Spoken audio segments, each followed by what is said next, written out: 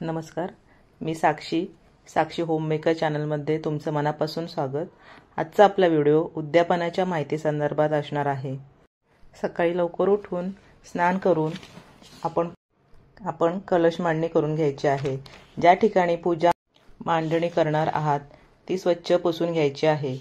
कलश मांडणी करून घ्यायची आहे। कलशामध्ये पाणी, तांदूळ, सुपारी, दुर्वा, नाणं असं टाकून घ्यायचे आहे। त्यानंतर श्री गणेशाची स्थापना करून घ्यायची आहे। लक्ष्मी मातेच्या मूर्तीची सुद्धा पूजा करायची आहे।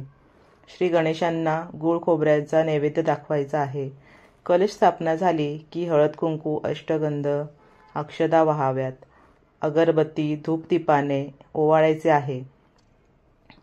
तसेच देवीची खण, नारळ, वेणी, हळकुंड, खोबरे याने ओटी भरायची आहे। नैवेद्य अर्पण करून देवीस आपली इच्छा सांगावी व पूर्ततेसाठी हात जोडून प्रार्थना करावी। सायंकाळी श्री महालक्ष्मी व्रताची कथा वाचावी किंवा ऐकावी। गोडाधोडाचा नैवेद्य दाखवावा।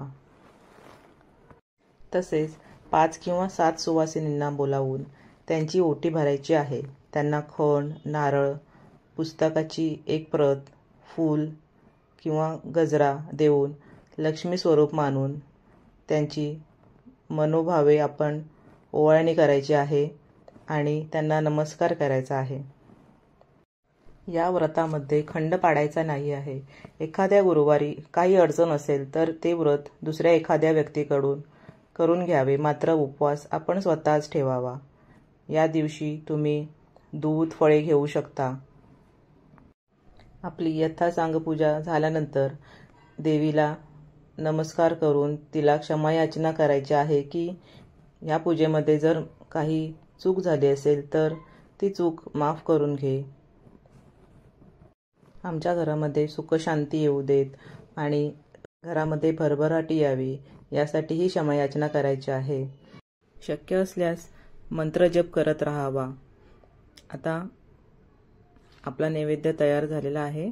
नैवेद्य आपण देवाला अर्पण करून घेणार आहोत। नैवेद्य दाखवून झाल्यानंतर आपल्याकडे ज्या सुवासिनी येणार आहेत त्यांच्या स्वागताची आपण तयारी करून ठेवणार आहोत। म्हणजे पूर्वतयारीच एक प्रकारे आपण करून ठेवायची आहे, घाई गडबड होऊ नये म्हणून। ओटी तयार करून ठेवायची आहे। तसेच वाणामध्ये तुम्ही काही भेटवस्तू देणार आहात त्याची तयारी करून ठेवायची आहे किंवा त्यांना काही दूध किंवा आणखीन काही तुम्ही प्रसाद म्हणून देणार असाल त्याची सगळी तयारी आपण एका बाजूने करून ठेवायची आहे।